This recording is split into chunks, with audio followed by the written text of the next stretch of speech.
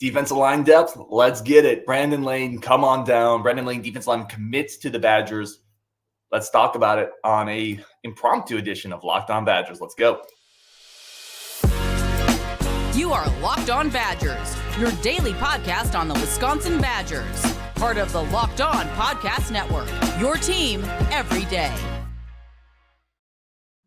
What is going on? Happy Friday, Badger fans. Happy almost Memorial Day weekend. Thank you for joining us, whether you watch this live or whether you get it later. Really do appreciate y'all. This actually happened just now. So Brandon Lane, defensive lineman, commits to the University of Wisconsin out of the transfer portal, formerly from Stephen F. Austin last year. This one has taken a bit of a yo-yo journey, right? Brandon Lane committed to Michigan State at one point, decommitted, went to Louisville, decommitted. He is a Badger. He has signed. Let's get into it. But first, listen, we don't get a lot of firing of the cannons, really, when you look at the course of a year. So we're going to celebrate the wins because that's what being a fan is all about. So let's fire those cannons. Fire the recruiting cannons.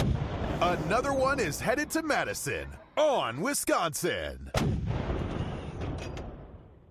It's fun, right? Like you got to celebrate the wins. Dister72 says fire those cannons. You got to celebrate the wins when you get them because Lord knows in sports, there's a lot of losses, both on the field and in the recruiting ecosystem. So celebrate the wins. All right, let's talk about Brandon Lane. And we don't blow smoke on this show, right? Like I need to watch film. I need to find some film, sit down, and really kind of see what we're getting here. But let's talk about some things we know. Let's talk about depth on the trenches. It's Brandon Lane, 6'3", 300 pounds. So that's a man's body, right? 6'3", 300. Stephen F. Austin last year. He has 2 years of eligibility left. I think that's important, right? You're getting a piece for this year, but you're also putting a piece in the bank. Let it build some interest, right? And when we say build interest, when related to Badger football, we're talking about Brady Collins, right? You put him in the bank. You let him build some interest via pump and iron. So maybe next year, this is no shade at Stephen F. Austin, right? This is no shade at any other program, but the strength and conditioning program at Wisconsin is going to be different than it is at Stephen F. Austin. So you're getting a guy in that this year can come in and play, right? He comes in and he helps plug a gap. He helps provide depth. I think this year you're looking at if you can get a situational depth piece, helps play the run, helps eat up blockers. But then next year, maybe there's some untapped upside there because you put anything in a better ecosystem and it grows better. Take a plant out of a concrete sidewalk, put it in a garden, give it some fertilizer, some water, good sunlight. That plant's going to do a lot better.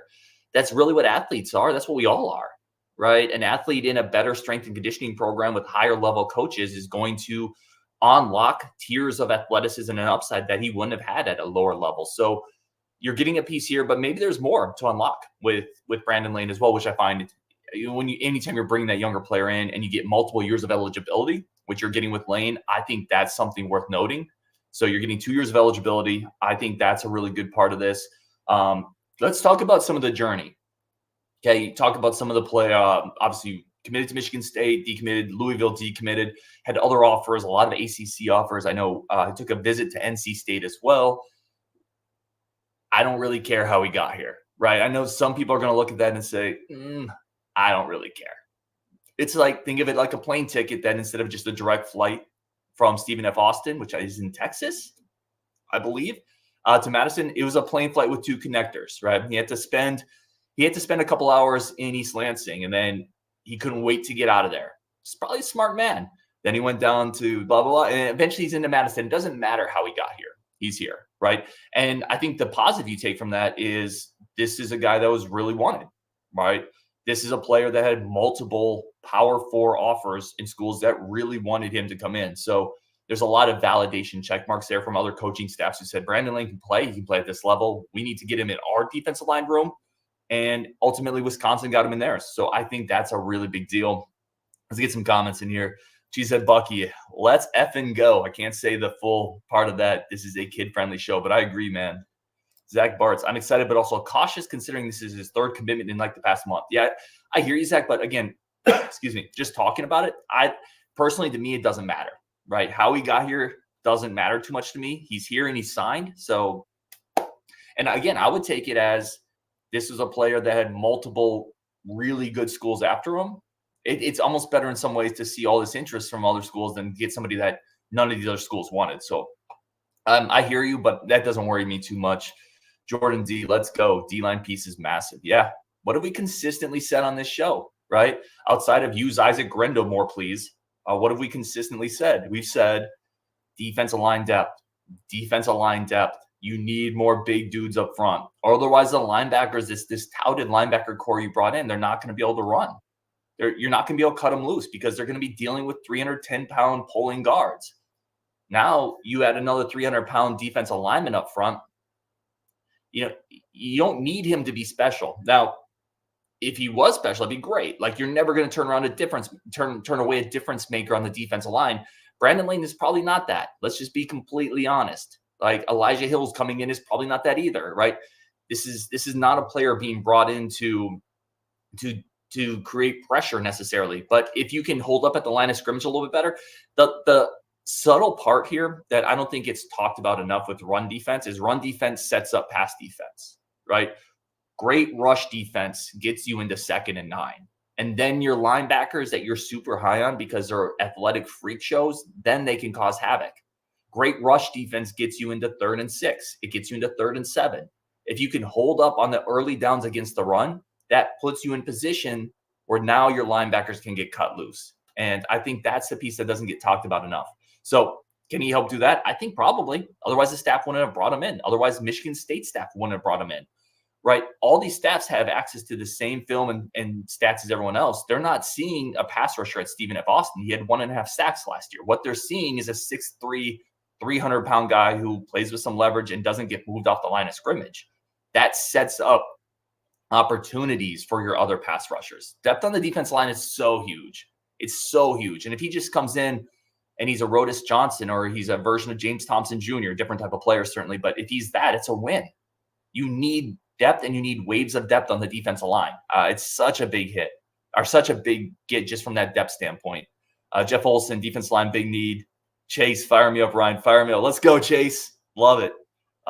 Keep going here. Justin Tyler. This is a large man run stuffer. Greg Lincecum, great friend of the show. Can we use him on the basketball team just to set picks? I don't know if you need a 6'3". What position would he play in basketball? Be a 6'3", 300-pound power forward?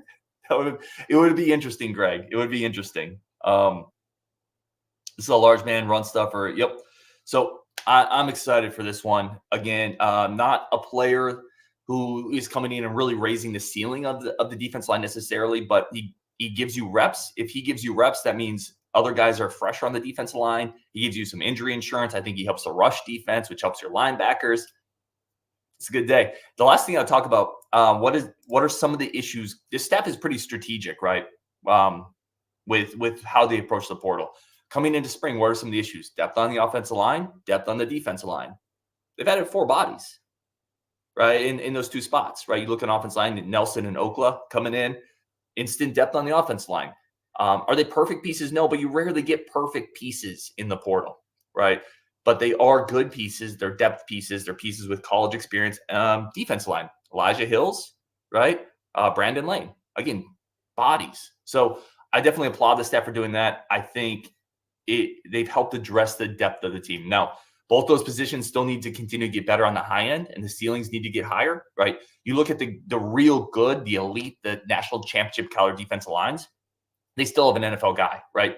You look back to what Clemson has done up until the last couple of years. You look back at the Georgia teams, excuse me. You look back at Iowa State, right, with Chase Youngs, and like you still need a difference maker on the defense line. I don't think we're there yet, but have we raised the depth? Have we raised the floor? I think so, and that's a win. We talk about it all the time, right? You get better in the portal by hitting singles, doubles, and the occasional home run. This feels like a really solid addition for the Badgers. I'm excited to watch more film of Brandon Lane, and I'm excited that the Badgers continue to add depth. And we'll wrap it up there. Again, this is just a quick show. There'll be a really good episode dropping Monday as well. Be sure to tune in that with Coach Goth here. We really do a deep dive on John Tonje's game. That one was a lot of fun. Couple recruiting analysts coming up next week. I think an interview with a 2025 prospect. A lot of content coming up as always. But really do appreciate y'all. Will Hanna said, with the athletes we have a linebacker, I want size and physicality on the defensive line. Nice pickup. That's perfectly well said, right? You need size and physicality on the defensive line. Here's another way to put it. And Will is 100% on. You need size and physicality at a bare minimum, right? If you can get that and then add in some disruption, well, then you're talking national championship type defense potentially. But at a bare minimum, you need size and physicality. You need sawed off tree stumps that you can't push over. And I think this guy has the potential to be some of that for the Badgers. So I love it. I like the depth. I like the pickup on Wisconsin, and we will talk later. Thank you guys so much.